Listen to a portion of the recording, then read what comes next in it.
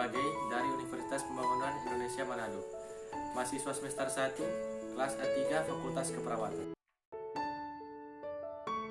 Latar belakang, salah satu penyakit yang sering dijumpai pada anak-anak yaitu penyakit asma.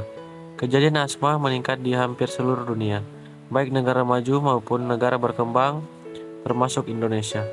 Peningkatan ini diduga berhubungan dengan peningkatan industri sehingga tingkat polusi cukup tinggi. Walaupun berdasarkan pengalaman klinis dan berbagai penelitian, asma merupakan penyakit yang sering ditemukan pada anak. Tetapi gambaran klinis asma pada anak sangat bervariasi. Bahkan berat ringannya serangan dan sering jarangnya serangan berubah-ubah dari waktu ke waktu. Akibatnya kelainan ini kadangkala tidak terdiagnosis atau salah diagnosis sehingga menyebabkan pengobatan tidak adekuat.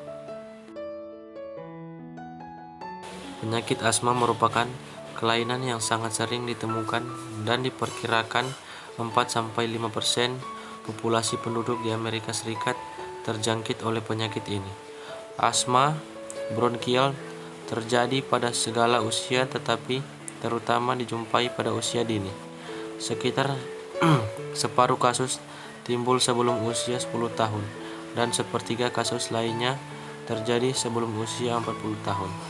Pada usia kanak-kanak terdapat predisposisi laki-laki, perempuan 2 atau 1 yang kemudian menjadi sama pada usia 30 tahun. Asma merupakan 10 besar penyebab kesakitan dan kematian di Indonesia. Hal itu tergambar dari data studi survei kesehatan rumah tangga dalam kurung SKRT di berbagai provinsi di Indonesia. SKRT 1986 menunjukkan asma menduduki urutan kelima dari 10 penyebab kesakitan bersama-sama dengan bronkitis kronik dan emfisema.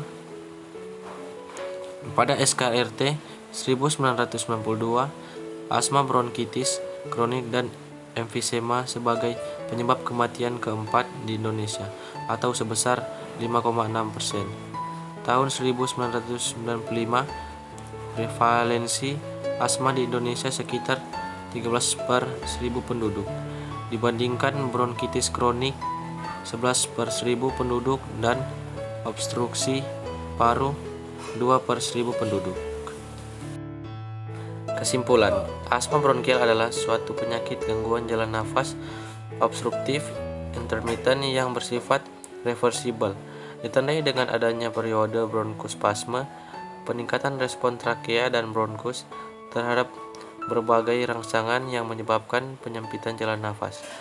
Berdasarkan penyebabnya, asma bronkial dapat diklarifikasikan menjadi 3 tipe, yaitu ekstrinsik (alergi), intrinsik (non-alergi), asma gabungan, dan ada beberapa hal yang merupakan faktor penyebab timbulnya serangan asma bronkial, yaitu faktor predisposisi (genetis), faktor presipitasi (alergi, perubahan cuaca, stres, lingkungan kerja, olahraga, atau aktivitas jasmani yang berat).